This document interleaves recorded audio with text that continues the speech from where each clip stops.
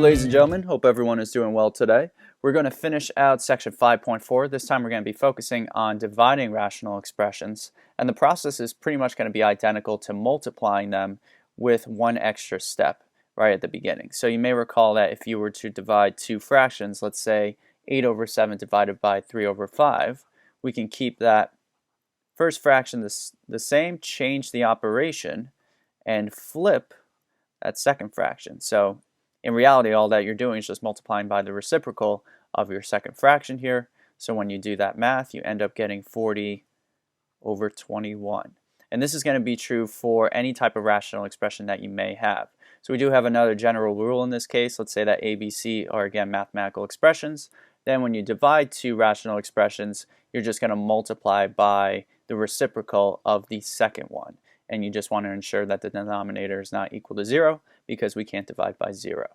Okay, so taking a look at this example, we'll employ that method. We'll keep that first rational expression the same, so we get 7x over 2x minus 10. And now we're just going to multiply by x squared minus 11x plus 30 all over x squared minus 6. And if you recall from the last video, before we actually multiplied these two expressions together, we just wanted to factor the numerators and denominators separately, see if anything's going to cancel out. So 7x can't be factored, so that's going to remain the same. You can see here that you can factor out a 2 from that first denominator, so we get x minus 5 left over. The quadratic over on the numerator here can be factored as x minus 5 and x minus 6, because you multiply those two numbers together, you get a positive 30, and when you add them, you get a negative 11. And we can also factor out an x from the denominator over here, so we get x minus 6. Now, before you even have to put these expressions all in one fraction, you can actually cancel them out as they are here. So the x minus 6's will go away. Notice how there's an x minus 5 on the top and bottom of this expression, and then these x's can also cancel out. So this whole product just simplifies to be 7 over 2, or 7/2 in this case, which is kind of nice. Okay. Now you may run into a case in which you have one rational expression that's being divided by just some polynomial without a denominator. Now you can employ the same technique as before, so we're going to keep that first rational expression the same. And if you think about like the whole number, say 3, as a fraction, that's the same as 3 over 1.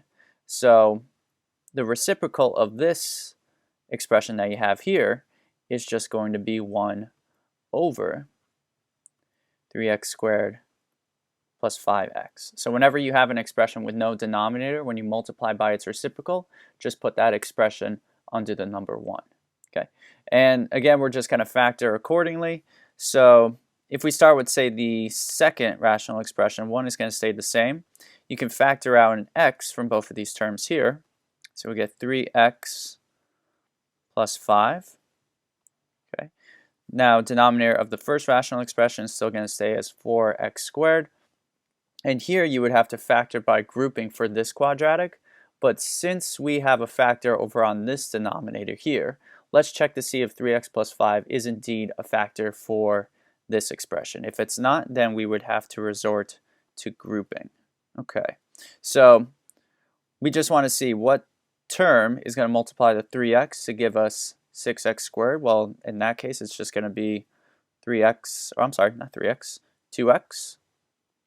And then we need to figure out what number is going to multiply to a positive 5 to give us a negative 15. Well, in that case, it's just going to be negative 3. And for that middle term, they just need to add to a positive x. So if you do 2x times 5, you get 10x. And then we add a negative 3 times a 3x, which is going to give us a 9x, or negative 9x. And you see when those two combine, you do indeed get 1x over here. Awesome. And now that that's settled, then we see that these terms are both going to cancel out.